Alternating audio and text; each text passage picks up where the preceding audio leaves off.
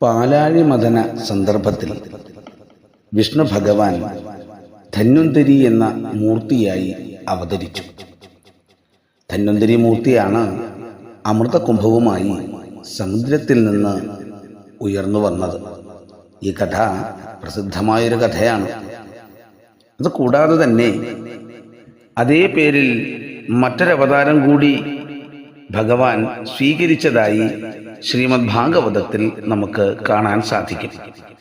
ശ്രീമദ് ഭാഗവതം 9-ാമത്തെ സ്കന്ധത്തില് 17-ാമത്തെ അധ്യായത്തിൽ പ്രഖ്യാപിച്ചിട്ടുള്ള ഒരു കഥാസന്ദർഭമാണ് ഇവിടെ നമുക്ക് കേൾക്കാൻ പോകുന്നത്. ഭഗവാൻ ശ്രീനാരായണന്റെ നാഭീകമലത്തിൽ നിന്നായിരുന്നുവല്ലോ ബ്രഹ്മാവിന്റെ ഉത്ഭവം.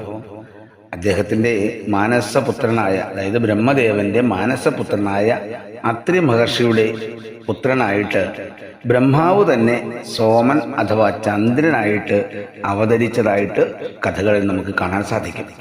സോമനിൽ നിന്ന് അഥവാ ചന്ദ്രനിൽ നിന്നുണ്ടായ വംശമാണ് ചന്ദ്രവംശം എന്ന് പറയുന്നത്.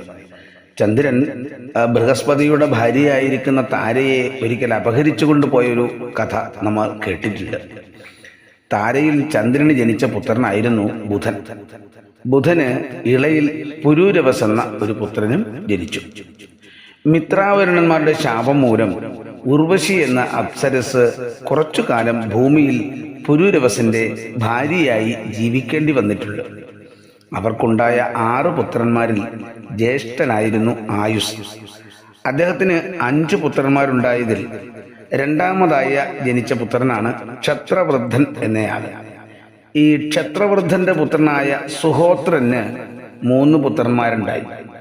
അവരിൽപ്പെട്ട കാശ്യന് പുത്രനായി കാശിയും, കാശിക്ക് പുത്രനായി രാഷ്ട്രനും, അദ്ദേഹത്തിന്റെ പുത്രനായി ദീർഘതമസും ഉണ്ടായി. ഈ ദീർഘതമസിന്റെ പുത്രനായിട്ടായിരുന്നു ഭഗവാൻ ധന്വന്തരി എന്ന പേരിൽ അവതരിച്ചത്. ധന്വന്തരി ആയുർവേദ പ്രവർത്തകനും സ്മരിക്കുന്ന സന്ദർഭത്തിൽ തന്നെ സർവ്വരോഗങ്ങളെയും ശമിപ്പിക്കുവാൻ കഴിവുള്ള മഹാനുമായിരുന്നു. അദ്ദേഹത്തിന് യജ്ഞഭാഗം അനുവദിക്കപ്പെട്ടിട്ടുണ്ട്. ധന്വന്തരിയുടെ പുത്രനാണ് കേതുമാൻ എന്ന് പറയുന്നയാള്. ഇങ്ങനെ ധന്വന്തരിയുടെ നിരവധി കഥകൾ നമുക്ക് ഇനിയും കേൾക്കാൻ ഇടയാകട്ടെ. എല്ലാവർക്കും നമസ്കാരം.